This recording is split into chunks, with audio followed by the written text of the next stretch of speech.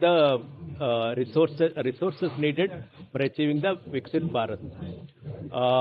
So the Viksit Bharat, there are 3-4 things are needed according to the presentation made here. One is you need higher investment rate of maybe if you want to achieve 7 to 8% growth, 35% investment rate. The second one need is capital output ratio, increase in efficiency of the investment. So that has to be improved from the present 5 to 3.5 to 4. Third one is total factor productivity. That is basically technology and all. Apart from capital labor, this will improve the efficiency. So these 3 things are important for this.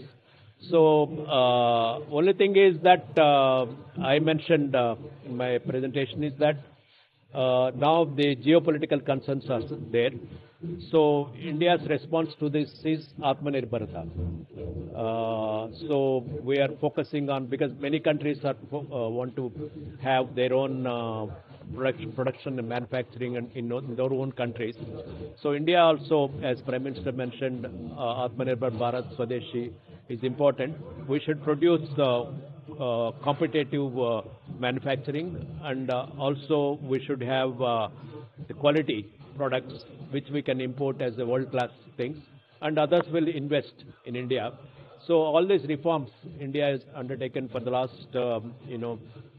6 months or last 10 years, whether GST or income tax reforms or the labor codes or liberalization to foreign direct investment to insurance, and also the private sector to nuclear energy. So all these things, what will happen is it will increase the efficiency, and also we need to have more private capital and also increase FDI because of this reform. Then we can move towards Viksit Bharat. Lastly, the role of states is also important because it's in a large country.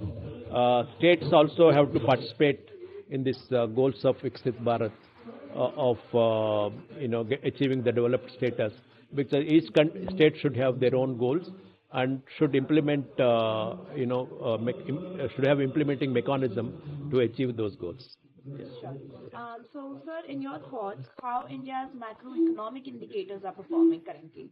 Yeah, India's macroeconomic, the fiscal deficit, and we are, we have reduced fiscal deficit from 9% during COVID time to almost 4.8 this year, and we are going to have 4.4% fiscal deficit target.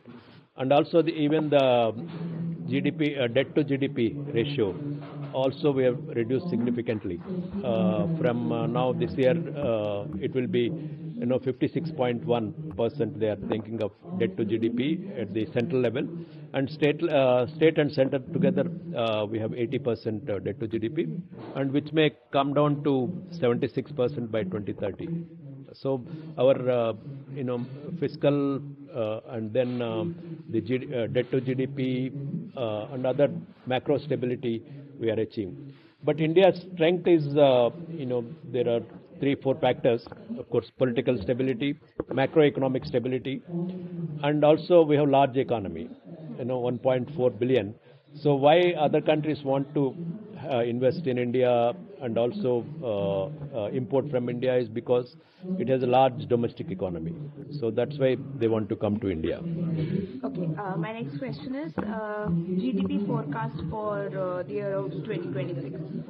26-27. Yeah, the FY27. This year they projected 7.4%. And next year we are hoping to get 6.5 to 7%. Okay. Yeah. Are there any headwinds that you would like to tell us about?